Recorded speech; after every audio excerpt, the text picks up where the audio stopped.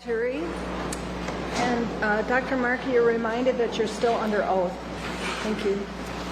Mr. Mueller? Thank you. Good afternoon, Dr. Markey. Afternoon. You and I have never met, but we've talked a couple times on the phone, right? Yes. And I think we even did a Zoom at one point. Remember that during COVID? Yes. I'm going to ask you a lot of questions today about your autopsy report and the results, okay? Okay. I want to just first begin with, if I can, something I made a note of. You said when the body came to you, it comes in a sealed body bag, right? Typically they do. I don't recall if this one was or not. I'd have to look at my report. But the reason it's sealed, you said, it's important that it's sealed, right? I mean, generally they're sealed so that when I open the body bag, I know that there's nothing that has happened to the body since it was put in the bag until it was opened. Right. Important for chain of custody issues, isn't that right? Generally, that would be the reason. Okay, because as a forensic scientist, as a forensic pathologist, you know you're in court and you have to establish a clear record of this was the body at the scene and the evidence with it, right? Yes, I mean, that's essentially the reason, Okay. as I stated before. And then when it gets to you, you open the bag and we can make sure that what was at point A is at point B. That would be the reasoning, yes. That's why you document what's at point B when it gets to you. Am I right? That is correct. All right.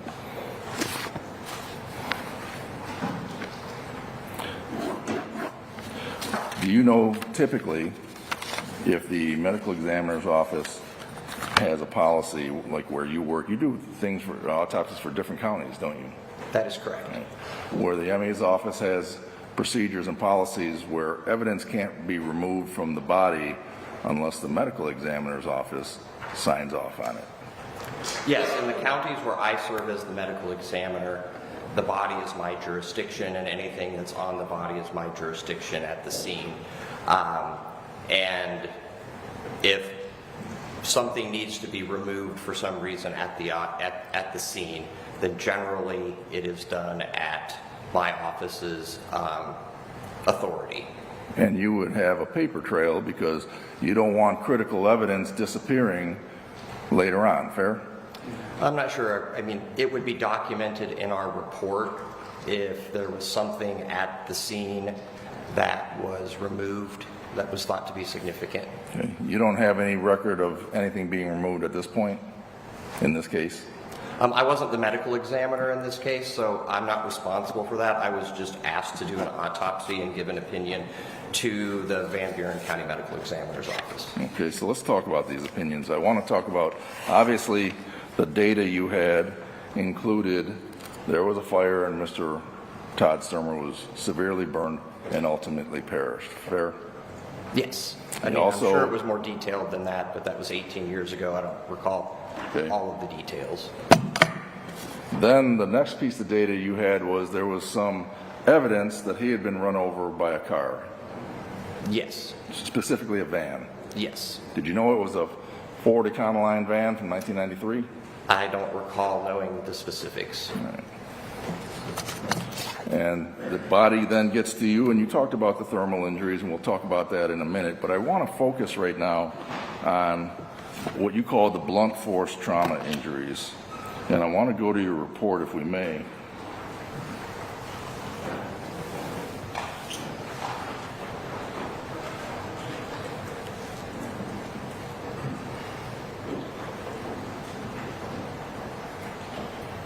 Can you see that? Yes. And you have your report in front of you, right? Yes. First thing you had was lacerations, you said, right? Yes. All right. Those lacerations were to the top and the side of the head, correct? To the top, to each side of the head, and one to the back of the head. If I say BFT, blunt force trauma, fair? Sure. So when we have 4 lacerations, right? Yes. Yeah, that's what the report indicates. One to the top, right? Correct. one on each side of the head, on the ears, you said? They were on the side. One was on the left side of the head above the level of the ear. The other was on the right side of the head above the level of the ear. One's on the right, one on the right side. And where was the last one, on the back of the head? Yes.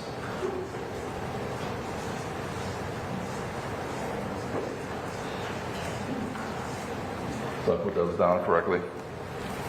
I can't see Oh, it. counsel's in the way. Yes. All right. Then we had, I think, linear abrasions, right? Yes. And you described those skin burns, you know, like you fell on the paper. I think I specifically stated that they were like scratches or scrapes on the skin. Okay. And 3, we had rib fractures, right? There are rib fractures, yes. 3 rib fractures. 2 on the left side. Correct. They were ribs 3 and 4. Correct. 1 on the right side, That is correct. and that's rib 4. It was rib 3. 3. Okay. Those were the only blunt force trauma injuries you saw, right? No, as is listed in my report, letter C, there were lacerations on the right shoulder and upper back, left Forgot upper that. arm, and lateral left back / chest. Okay. So lacerations to the back and chest, or just the back?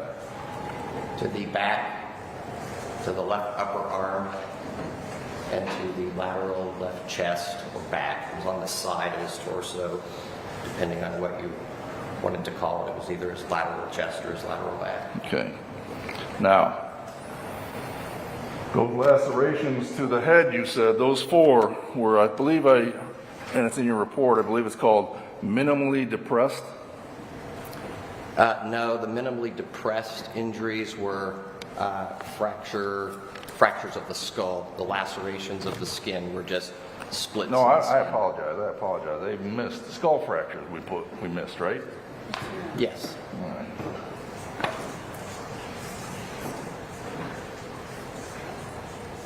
Those 2 skull fractures were minimally depressed, right? Yes, that means they were sort of,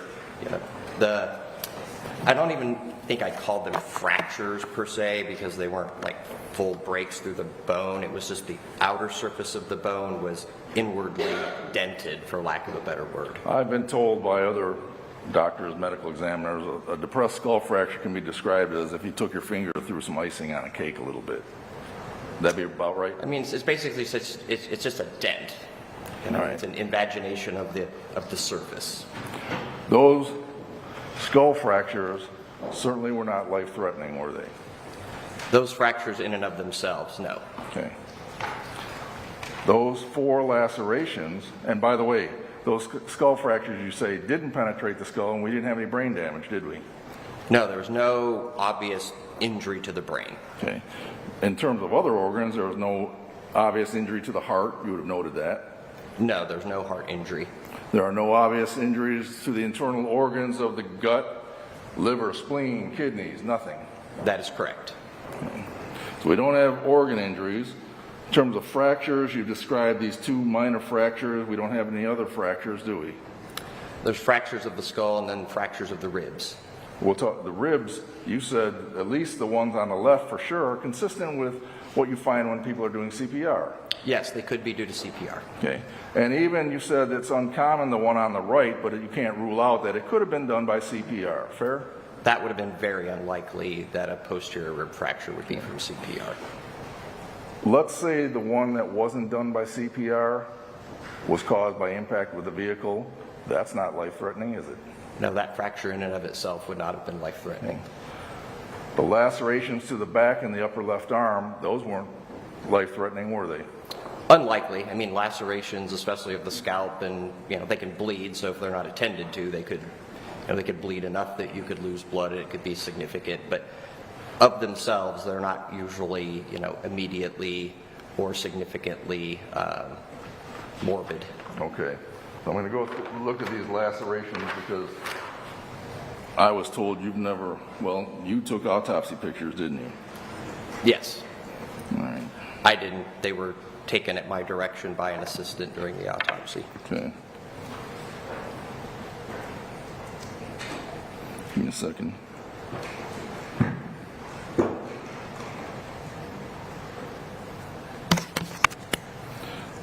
I'm going to show you a few autopsy pictures that have already been labeled as Exhibit H in ours. They're coming from your autopsy. You do take pictures of standard part of autopsies, right? Yes, during autopsies, we take general photographs of the body and then photographs of anything that we think is significant. I'm going to describe them right now. Okay, you're not going to show them though? I'm going to show him if he says he took pictures. Okay, I just want to make sure, and then, I want to make sure you don't show So I them. want Your Honor, foundation needs to be laid. He said he did not take pictures. So I think the foundation needs to be laid that these are in fact pictures taken or... I'm going to show him, if you don't mind. I'm going to approach.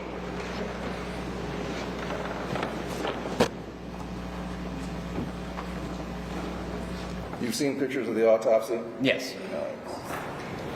H1 is the head. Yes, that is a picture of the head that was taken during my autopsy. Okay. H2 picture, what does that describe? Yeah, those are the abrasions on one of the arms. Okay. H3 shows some what? I think it's specifically meant to show the lacerations on the left upper arm and the lateral left chest. Taken during your autopsy. Yes. And 4? That's a picture of the back of the decedent, and you can actually see the laceration on the right upper back of the shoulder area. Taken at your autopsy? Yes. Your Honor, I move for the admission of Exhibit H1 to 4, 1.1 to 4. Your Honor, we don't have copies of these. I'm not really sure what he's admitting. I mean, I'm sure I have the copies of the autopsy, but I don't know what he's admitting. Is he admitting this as digital to the jury? Is he admitting these as copies to the jury? I'd like a copy of what he's admitting. Your Honor, they were Dropboxed my exhibits 3 weeks ago. What are you admitting to the jury? The 4 pictures of the autopsy. Are you making hard copies of them? I have an extra set right here, but I Dropboxed them to them. Okay, let's let the prosecutor see them. If they're part of his Dropbox, I've seen them. I just didn't have them here to see which ones he's admitting. So So your plan is to provide a hard copy for the jury? No, it's yes, as the jury The exhibit. jury room? Yes. Okay, so it sounds like he's laid the foundation. They're a very accurate representation of the autopsy photos. Thank you. Yes, they are some of the autopsy. Counsel, are they at least? Yes, sir? No, unfortunately it doesn't on this apple here, so I try to blow it up on the big screen. Can I, Counsel, can you approach it so we can talk about the nature of the photos? To produce the photographs, I'll alert you now, you may find them disturbing. They're autopsy photographs, so the defense attorney, I've alerted to him to get him on and off the screen as quickly as possible to prove whatever he's trying to show you right now. But and then in the jury room, I'll make sure that they go inside an envelope so that you can choose to open the envelope or not when you're in that room to see them, okay? So they are admitted. What are they? What? H.1-4. H.1-4 is admitted hard copy. Thank you. I'm going to show you H.1 from your autopsy.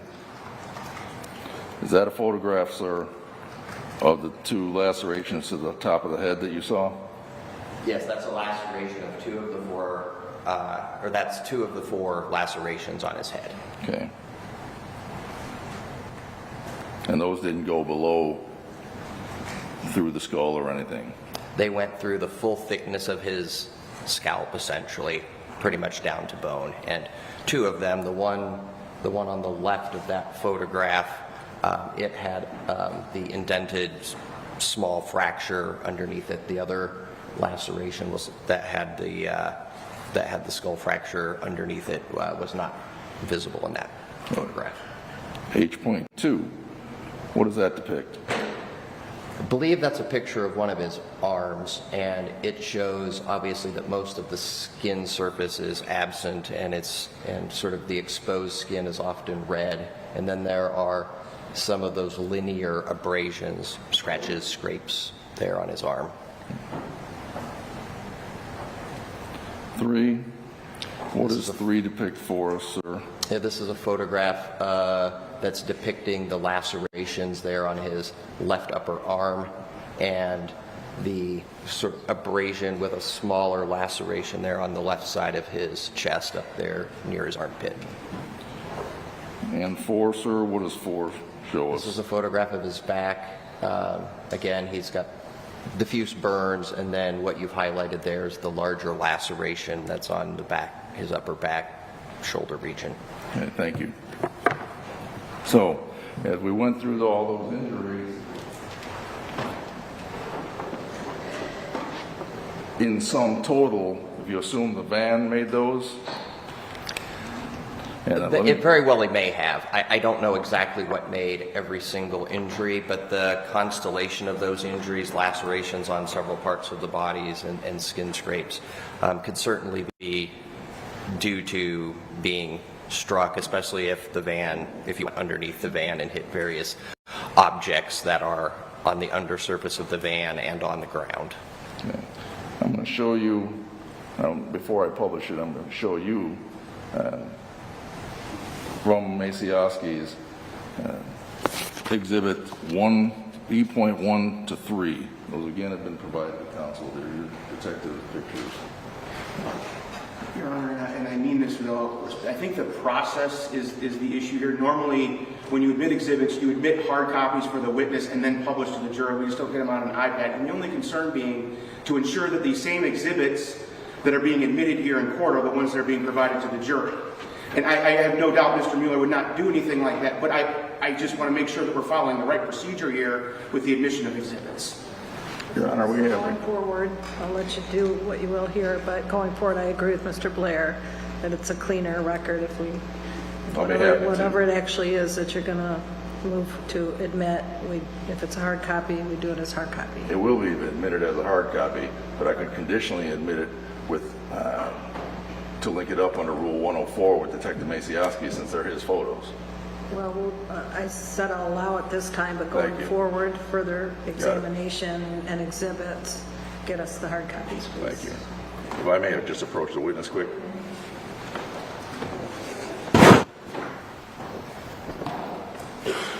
Doctor, I'm going to show you about 3 photographs of the van that was involved in this incident. You see photos of the injury or the blood to the front bumper, or the what's called the brush guard. Yeah, I can see some red material. I can't tell what it is, but could be blood. Yep, it looks like, again, similar material on the undercarriage. Right. Yep. Okay.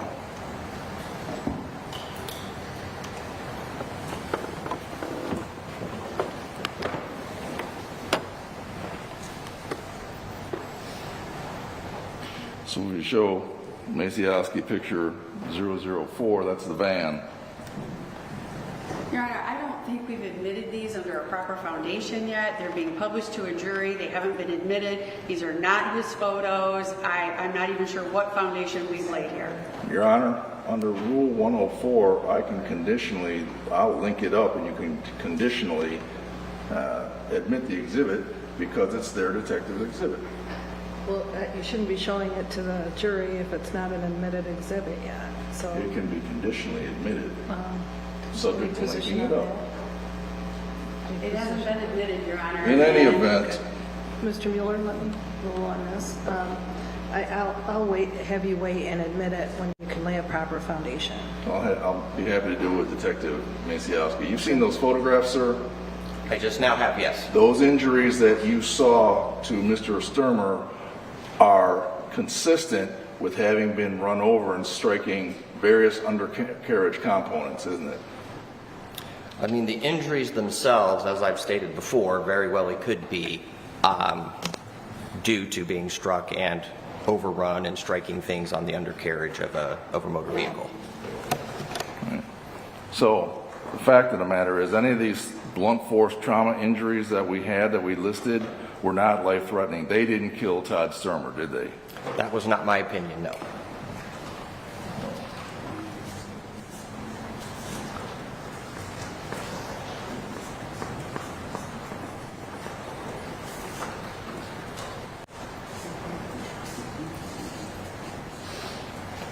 Van impact, all those blunt force trauma did not cause death, correct? Yes, that was my opinion. My opinion was that he died as a result of the burns and the inhalation of products of combustion during the fire. Your Honor, I guess I'm not understanding why we're writing everything from the doctor's report on a tablet. My fear is that we already have the exhibit from the doctor's report. Now writing it can be misconstrued. It's not an exhibit. I'm not really sure why we're rewriting the doctor's conclusions or statements on a tablet. Your Honor, I can examine and summarize his opinion. He agrees with this. This is simply presenting his opinion in a summary form as we're going. Grant the prosecution's request on this one. The witness can testify and the jury can hear his testimony. It doesn't need to be written down by the counsel. Okay. Then let's talk about, sir. The tablet. Thank you.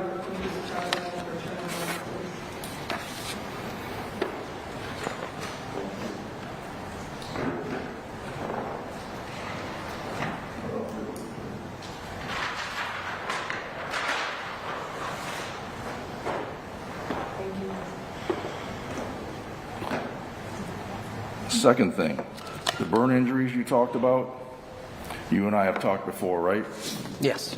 And the burn injuries, you have told me, and you tell me if I'm summarizing this correctly, the burn injuries, you can't say, I know an accelerant was used based on these burn injuries, fair? Yeah, that's out of my area of expertise to say exactly what type of burns they were. They're thermal burns. They may be flash or flame burns. I can't tell. Okay. Third thing, let's talk about now the toxicology report. You discussed a little bit about the results of the urine test and the blood test, right? Yes, I think we went the through. blood I think tox. we went through the toxicology results. Okay, let me talk about that.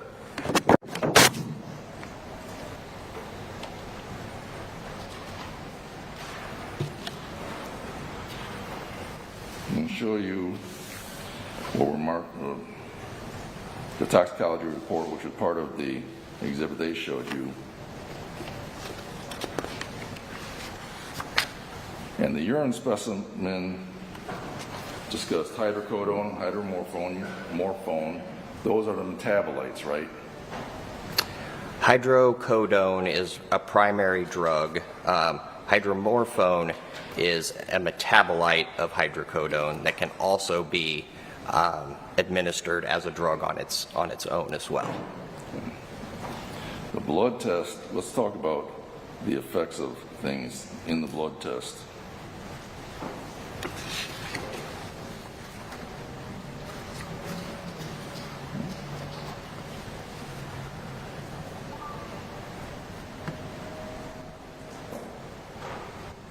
See that? Yes, Okay.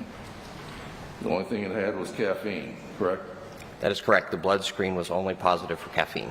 And when you have tests that have screens in the blood, that's what you have is basically the active ingredient, right? Well, when it's present in the blood, we know that it's circulating and it's likely having effects on the body. If it's only in the urine and it's no longer circulating, then it may not be having its intended effects on the body. Okay. It's out. If we talk about it, it's in your system versus out of your system. You heard that before, right? Yes. He didn't have any of this hydrocodone or hydromorphone in his system, otherwise it would have been detected in the blood test, fair? As I stated previously, there were no detectable levels. That doesn't mean, as I stated previously, that it wasn't possibly there at a lower concentration than what the testing screen is able to detect. So a negative result is essentially it's not there in a concentration that the test can detect. And the test can detect concentrations that would have an effect on the body, can't it? Generally, yes, that it's set low enough that if it is present below that level, it would be considered, essentially not significant. Yeah. You also talked about Entex HC, right? Remember that this morning? Yes. That's cold medicine, prescription cold medicine. I'm not familiar with exactly why it's used. Okay. But it has hydrocodone in it, right? Yes, it does. And you said typically it's by a liquid syrup. I believe, yes, it's usually given in a liquid form. Okay. So any of this hydrocodone, as far as your professional opinion, would not have been in a system to have any effect on Todd Stermer. Fair? Right. There was none detectable in his blood, so therefore likely he was not experiencing the effects of hydrocodone at the time of his death. So if somebody, witness or prosecutor, suggested that he had been drugged, that would be inconsistent with your objective evidence, wouldn't it? It would be consistent with him being dosed hydrocodone sometime before he died. In other words, therapeutic levels of hydrocodone, which would be just taking cough medicine, right? There's no levels on there, so you can't say it's a therapeutic versus a non-therapeutic. I think he was testifying as to the time distance between the two, not whether it was therapeutic or not. I guess I'm not clear on the question. You've heard of the phrase therapeutic levels? Yes. All right, what does that mean to you? They're generally levels that if you measure them are what you would expect to see or what's expected to be seen if the drug is in a concentration that is deemed to be effective from a clinical standpoint. So if you're talking about pain, what levels of medications cause or result in control of that pain? And that means in a sample, does the number that we're given for a certain drug fall within that range? Let's say the therapeutic range is 4 to 10. If a drug is present at a concentration of 6, then it would be considered to be within the therapeutic range and be in the range that is expected to exert its effect to treat whatever condition you're treating. Bottom line, if he was taking cough syrup prescribed by his family doctor 2 days before, that cough syrup containing hydrocodone was out of his system by the time of this fire. Isn't Your that Honor, true? he has no knowledge of what he took. If he wants to ask this as a hypothetical, that would be more proper than just testifying himself as to what the defendant did or did not do and then asking him to agree. Your Honor, it is a hypothetical. And there are no levels on the toxicology. It is a hypothetical. I'll ask you to rephrase it then, or state it again as a hypothetical. Doctor, hypothetically, if Todd Stermer had taken cough medicine that was prescribed by his doctor 2 days before, Entex HC, for cold and ear infection, whatever effect that drug had was out of his system by the time of the fire. Yes, in this hypothetical situation, if he took the drug 2 days before, it would be consistent with it not being detectable in his blood any longer, and he would not be experiencing the effects of that drug at the time of his death. Or at any time before, because he didn't have it at detectable levels in his blood. Isn't that true? Well, I'm not sure what you mean by at any time. I mean, if he had taken the drug 2 days before and 5 minutes later, he probably was experiencing the effects of the drug. My question was poor. I'll try to rephrase it. Mm-hmm. If at the time of the fire he didn't have this hydrocodone in his system, you with me? Yep. Then no matter when he took it, whenever, it was out of his system. Right, I think it's fair to say that, given the apparent brief time period between the fire and his death, that his concentration of those drugs would have been similar to what we see when he died, and probably was not under the effects of the drugs at that time. Just going back to the the idea of these lacerations on a blunt force trauma. You had 4 lacerations in 4 different places, right? Are we speaking of just the head? Yes. Yes, there were four separate lacerations on his head. So if there was a suggestion that maybe Todd Stermer got hit by a frying pan, that wouldn't be consistent with the injuries you saw, given that you know he had contact with the undercarriage of the vehicle. Isn't that true? Well, again, that's, I guess, a multi part question. To answer your first question, I can't rule out that he wasn't struck with something based on just the lacerations. He wasn't struck one time with something, but clearly there are impacts to his head, and I can't tell you exactly what caused those impacts. Given the fact that it was reported to me that he was run over by a vehicle and there was evidence of body fluid on the undercarriage of the vehicle, it seems quite reasonable that that would be an explanation for the injuries that were seen on his head. As you like to say, within a reasonable degree of medical certainty, it's more likely than not that all of those injuries to his head... Objection, Your Honor, that's not what he said. It's mischaracterizing the evidence. She can clean it up if she'd like. No, I think I'll sustain that objection. Your opinion is it's more likely than not, given the evidence you... Same question, Your Honor. Objection for the same grounds. I'll sustain the objection. I don't think he's given that as his opinion. Do you have an opinion, whether it's more consistent, given the data you have, that he suffered those head lacerations from impact with the undercarriage of the vehicle? I think I've answered the question that I don't know exactly what caused each of the lacerations. They are explainable by injuries sustained from the undercarriage of the vehicle. Can I exclude that there wasn't an injury from something else prior or in association with it? There's nothing specific about them that allows me to say definitively what caused them. Based on the evidence you encountered and addressed in 2007, right? My opinion is that based on my interpretation of the injuries, they are caused by blunt impact. They could be from the undercarriage of the vehicle, and they very well may be, but I can't say definitively what caused each separate injury. Okay.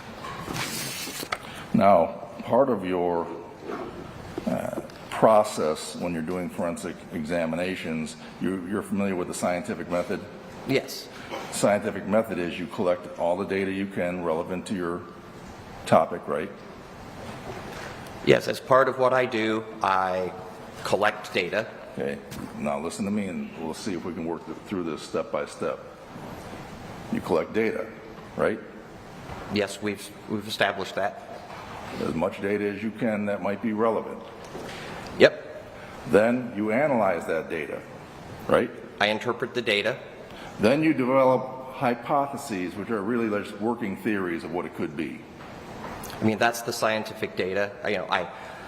I do an examination, I interpret it based on my training and my experience, and come up with what I believe is the most accurate conclusion. Okay. You test your theory against the evidence that you have, right?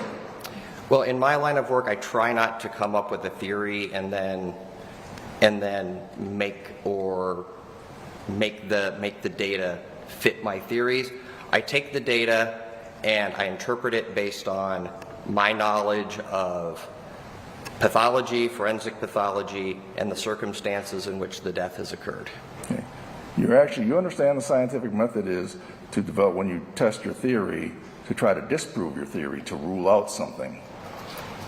Yeah, I understand that the scientific theory. I'm telling you what my protocol is in determining cause and manner of death. And your protocol in determining cause and manner of death involves what you folks call in the medical field differential diagnosis, right? Well, yeah, a differential diagnosis is when you take a finding and you come up with a list of possibilities that may explain that finding. For example, I don't treat patients, but if you come to the hospital with abdominal pain, they will take a history and they will say, well, we think your abdominal pain may be due to this, this series of potential diagnoses, and we will do further analysis to try to shorten that differential diagnosis, hopefully to a definitive diagnosis. Right. So you're taking, it might be 3 or 4 things, and you're taking tests to try to rule out something, and ultimately you have a diagnosis. But you have to consider what it could be, right?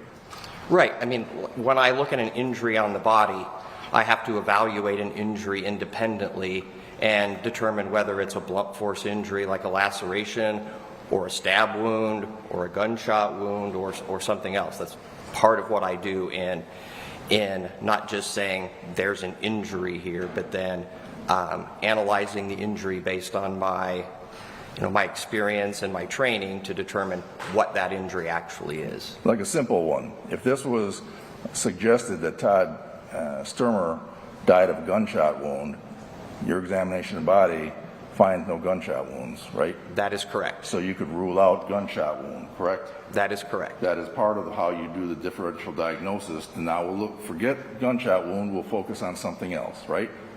Right. Okay. So, in terms of his thermal injuries, these burns to the skin obviously would be painful, right? Yes, I've never experienced burns like that, but I have burned myself and it hurts. It hurts. And the pain is immediate, isn't it? Yes.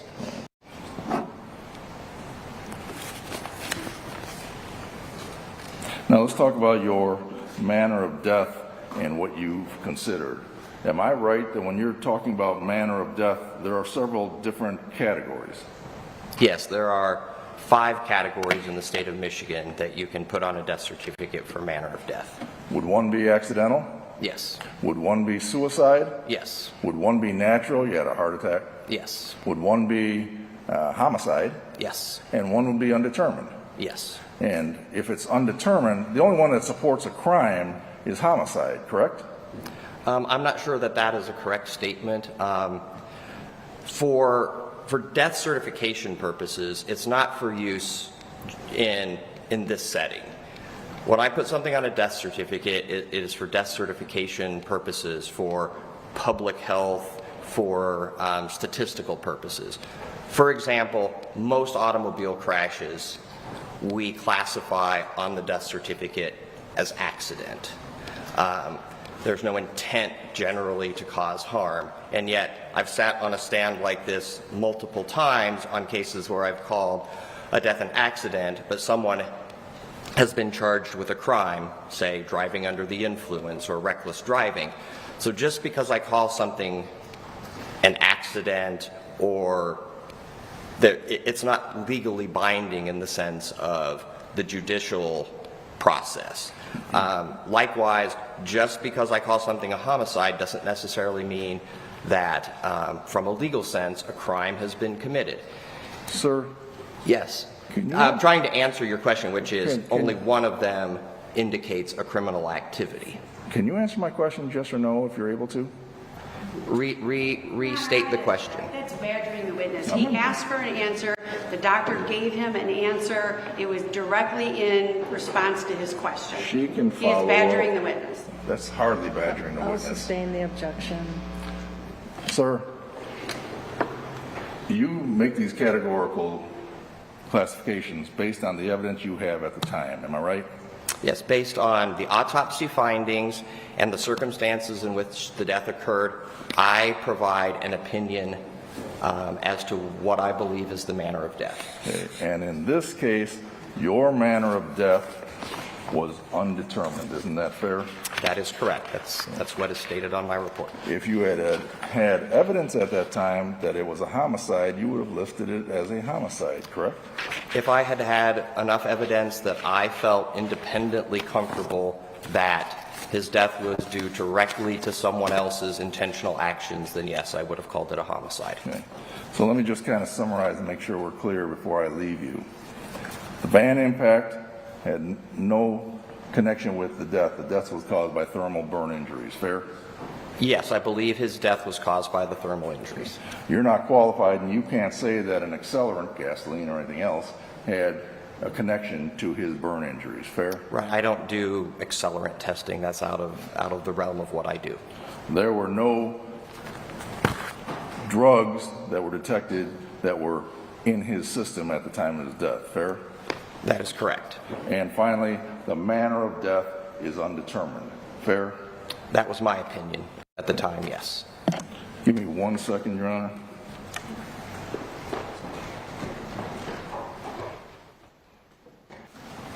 I know you're a busy man, Doctor. I don't have any other questions for you. Thanks. Yep. Thank you, Your Honor. Doctor, you don't need to know anything about the specifics of the van to do your report or your examination, do you? No, not to actually do the autopsy. I mean, when asked questions to try to correlate injuries, then yes, it's sometimes useful to know, but to determine that those are blunt force injuries, I don't need to know any specifics about a vehicle. It was enough information to know it was a van. Yes. And I just want to be clear on your findings. Those rib fractures could be from CPR, correct? Definitely the two left-sided anterior rib fractures, very well it could be from CPR. As I've stated before, the posterior rib fracture would be unlikely to be due to CPR. But even the other ones could not be from CPR. That is correct? correct too. I can't tell you that the one on the left side in the front, I mean, they could be from something else. They're just, they could be explained by CPR. Or they could be explained possibly by the van. Yep. And the injuries, the 4 separate lacerations on the head could be from the van. Yes. They could be from another blunt force trauma. Right. If he had been struck with something else prior to being run over, then one or more of them could be from being struck. I can't say with absolute certainty that. They could be from a frying pan. Potentially. It would be consistent with the injury, right? Yeah, there's nothing specific about the injury that would allow me to say that he was or wasn't struck with something. And I just want to be clear, you did the autopsy on January 8th. The fire was January 7th. So you're talking one day after, correct? Yes. And so you based your information and your report on the information you had the day after the fire? Well, I mean, the final report wasn't issued until at some point later, so there probably was some more information that was obtained. But everything all the information is summarized in my report as to what I had at the time that the report was issued. And that's what you used then to come to your conclusion? Yes. And I just want to touch base, you talked about the pain that would be, that somebody would have from those burns. Would touching then also cause additional pain to the patient that's burned that badly? I would assume so. I'm not an expert on pain, but it would be painful. Mr. asked him to speculate. He's not qualified. He's a medical doctor. Now he's talking about I would assume. How long will that? So based on you saying that it would be painful for somebody to touch those burn injuries? I would assume that the burns just of themselves would be painful. And I assume that touching them or moving him would have also been painful as well. How about laying on him? Again, Same objection, lack of foundation. He doesn't know what the situation was. Outside of his area of expertise at this point, so I'll sustain. okay. One hand goes beyond my cross.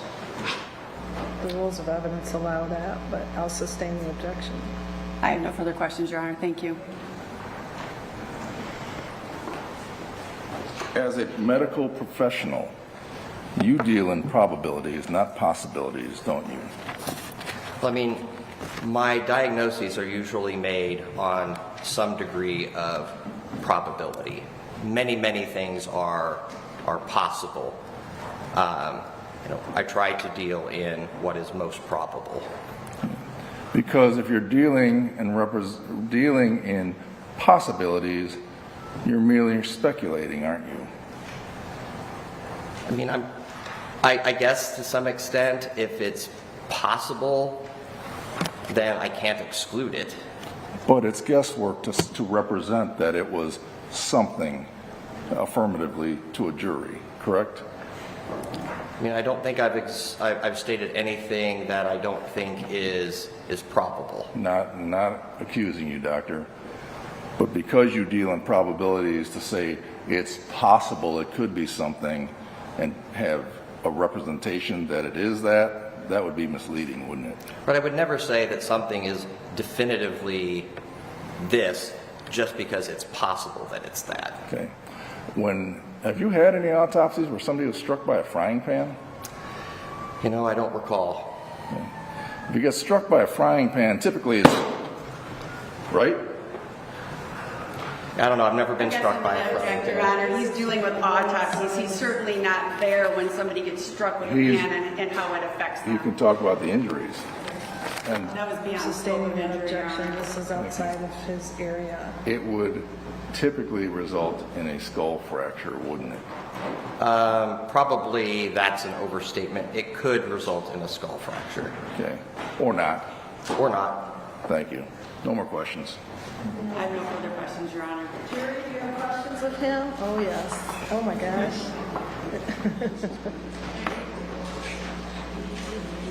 Need more? Okay. I have some questions from the jury.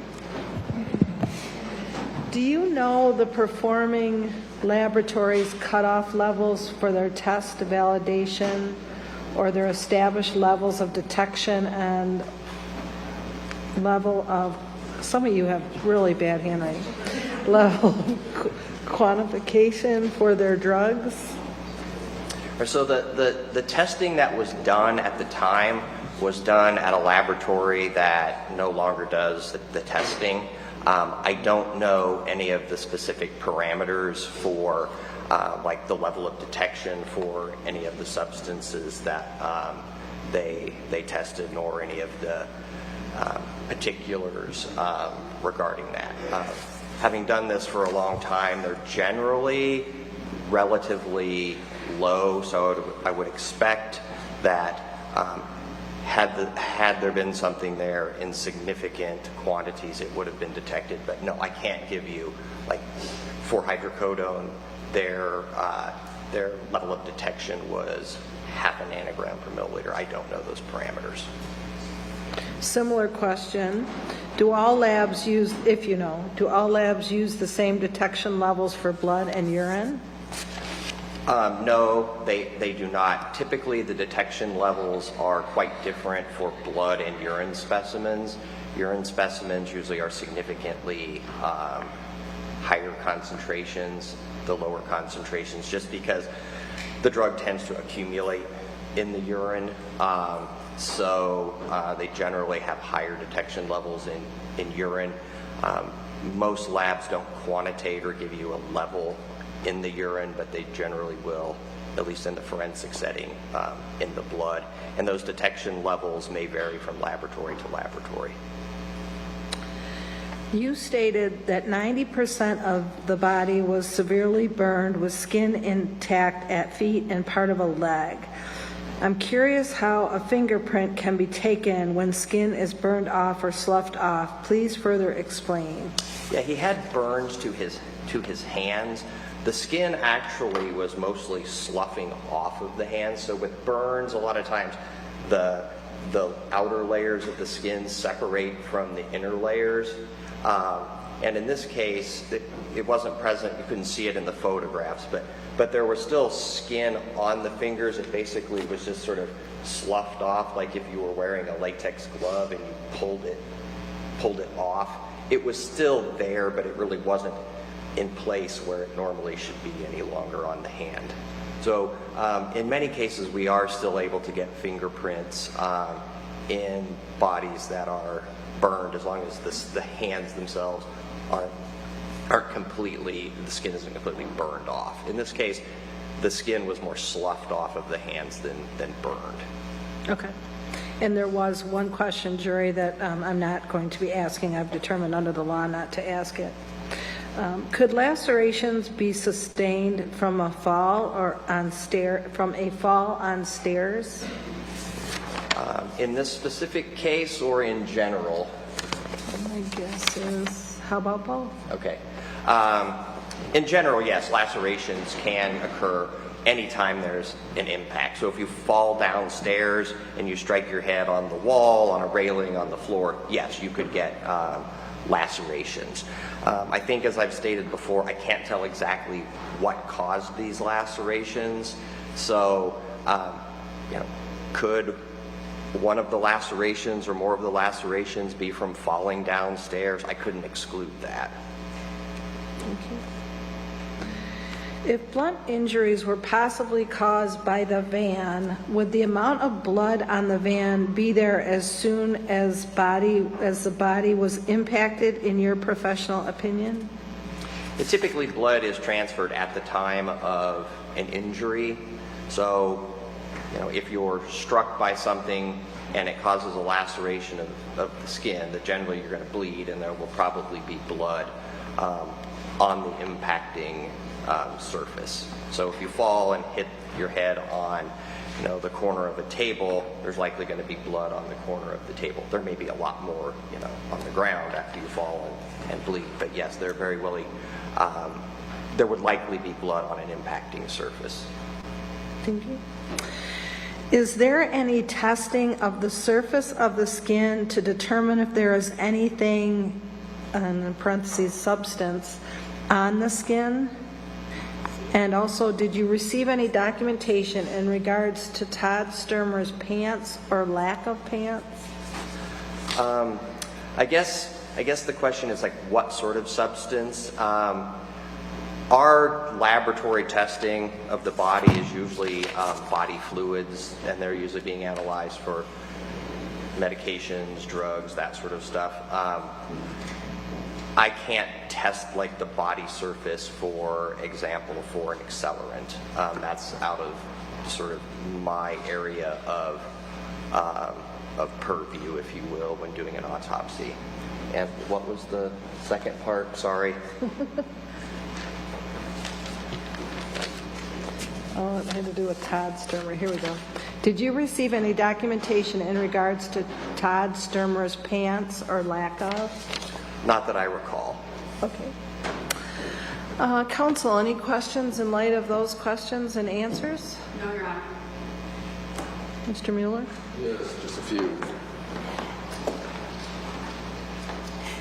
There was a question about if you fell down the stairs, could you get these lacerations?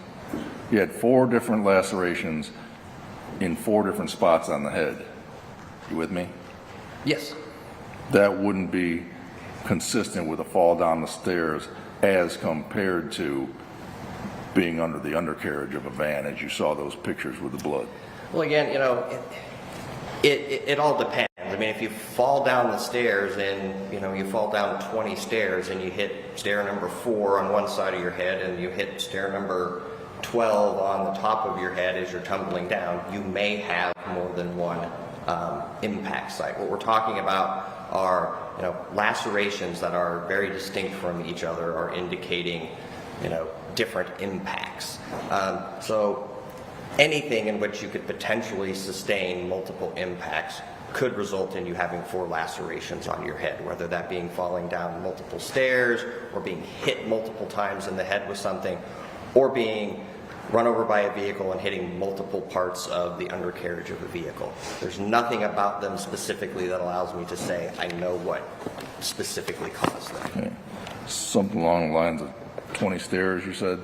I have no idea. I'm just saying that you would have to have 4 impacts with something, either the stairs, the wall, something.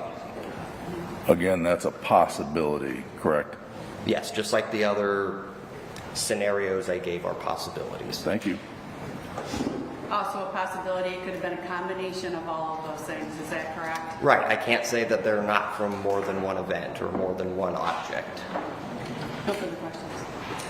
Jury, any more questions? Okay, we've got one more, it looks like. This question, but we'll try it again. Is it possible for a drug to be present but below the level of detection? Yes. As I stated before, a negative result just means that the drug is below the level of detection. So if it's not there at all, then it would be negative and it wouldn't be reported. If it's at such a low concentration that it doesn't reach the minimum level of detection, then it would also be reported as negative in that instance. Any questions from you two? I do.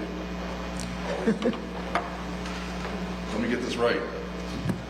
If it's below the level of detection, and you said they're low thresholds, right, for the blood?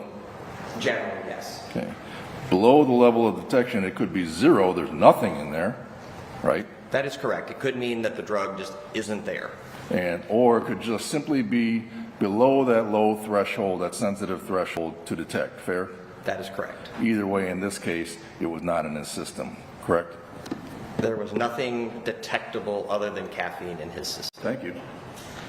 I wouldn't want anybody to detect my caffeine level. No, Your Honor, I have no question.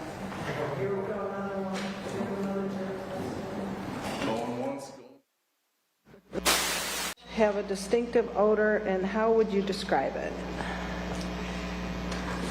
At the time I do the autopsy, it doesn't generally have much of an odor in most instances.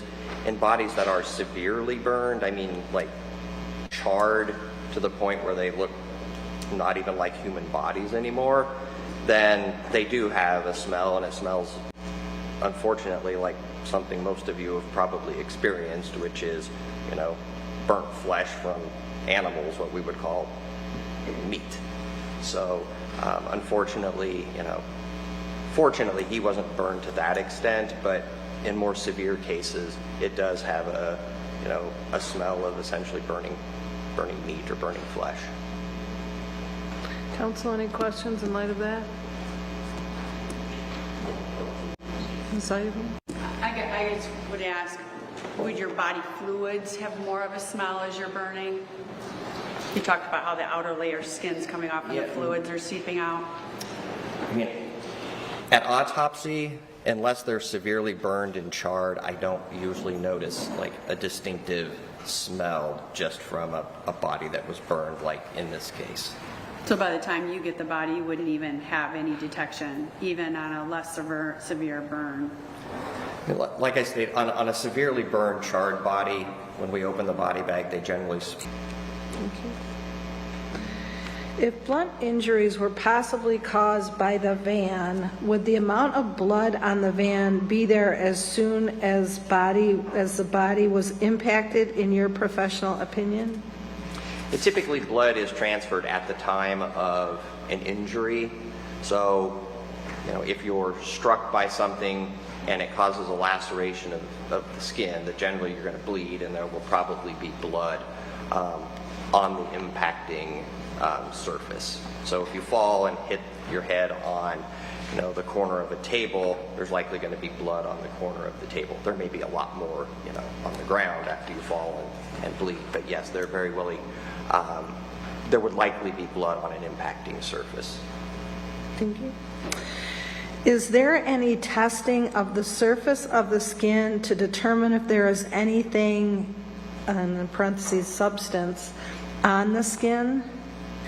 And also, did you receive any documentation in regards to Todd Stermer's pants or lack of pants? I guess the question is like, what sort of substance? Our laboratory testing of the body is usually body fluids, and they're usually being analyzed for medications, drugs, that sort of stuff. I can't test like the body surface, for example, for an accelerant. That's out of sort of my area of purview, if you will, when doing an autopsy.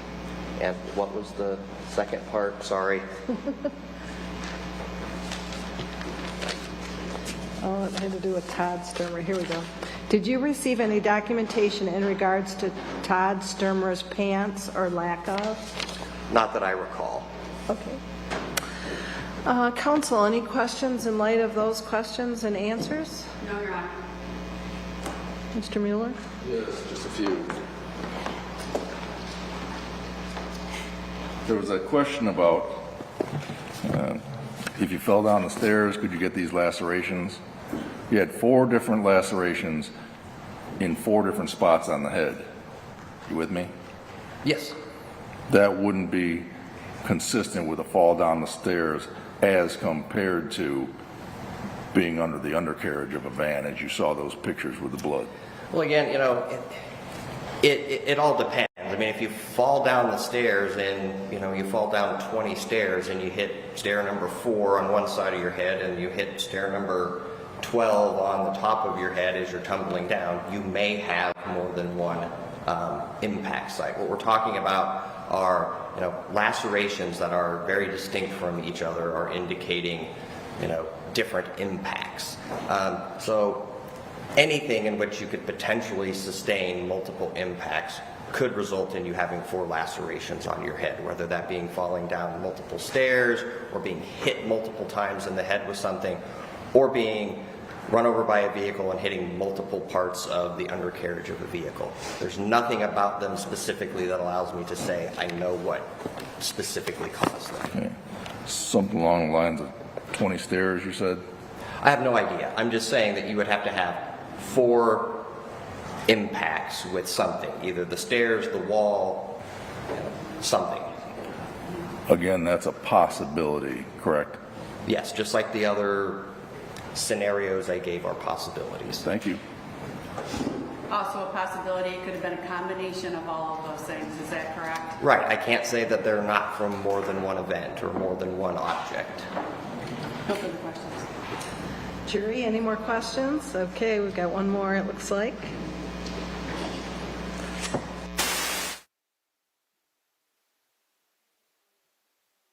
Question, but we'll try it again. Is it possible for a drug to be present but below the level of detection? Yes, as I stated before, a negative result just means that the drug is below the level of detection. So if it's not there at all, then it would be negative and it wouldn't be reported. If it's at such a low concentration that it doesn't reach the minimum level of detection, then it would also be reported as negative in that instance. Any questions from you two? I do. Let me get this right. If it's below the level of detection, and you said they're low thresholds, right, for the blood? Generally, yes. Okay. Below the level of detection, it could be 0, there's nothing in there, right? That is correct. It could mean that the drug just isn't there. Or it could just simply be below that low threshold, that sensitive threshold to detect, fair? That is correct. Either way, in this case, it was not in his system, correct? There was nothing detectable other than caffeine in his system. Thank you. I wouldn't want anybody to detect my caffeine level. No, Your Honor, I have no questions. Going once,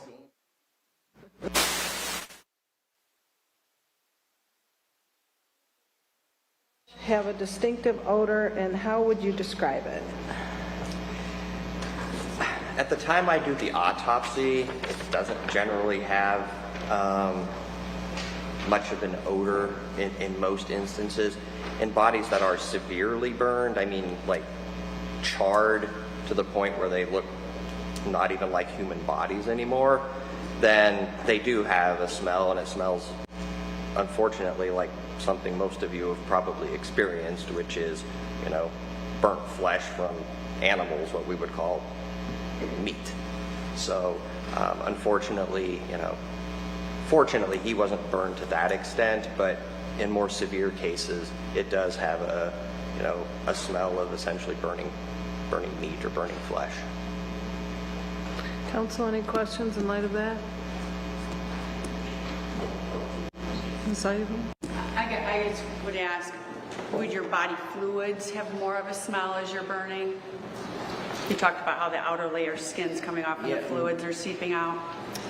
I mean, at autopsy, unless they're severely burned and charred, I don't usually notice like a distinctive smell just from a body that was burned, like in this case. So by the time you get the body, you wouldn't even have any detection, even on a less severe burn? Like I stated, on a severely burned, charred body, when we open the body bag, they generally smell like, you know, you've burnt something on your grill. If they're not to that point, then typically I've not recognized a distinctive odor. Thank you. I have no further questions. No questions. Any other questions, jury? Yep. Okay, you had a question? Sorry. That's okay. Yes, there is.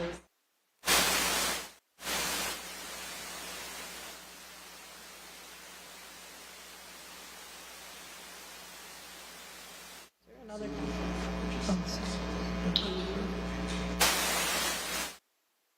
question from the jury, no objection from counsel. Can loss of blood contribute to detectable levels? Generally not. As long as we have enough blood to submit, since it's a concentration and amount per the amount of blood that you have, it doesn't generally affect our ability to detect drugs. So, a normal human body probably has, a few liters of blood. What we submit for testing is generally, a few milliliters, and what they actually test is oftentimes even a smaller amount than that. So generally, the drug is fairly uniformly distributed throughout your blood, and what I get is a concentration. So whether they analyze 4 milliliters of blood or 1 milliliter of blood, it should give the same relative concentration. Any follow-up, counsel? No, Your Honor. None, Your Honor. Any other questions, jury? No? May he be excused from his subpoena, counsel? I would ask that you please be excused, Your Honor. Thank you, Doctor. Thank you, sir. Oh, wait, one more question. No. If you could hand me the exhibit, and I'll take care of this. Is that yours? Okay, thank you. Saturday, did you want to take a break now, or? That sounds great, Your Honor. Okay, so jury, we'll take a 15-minute break before the next witness. Remember the rules. You can leave your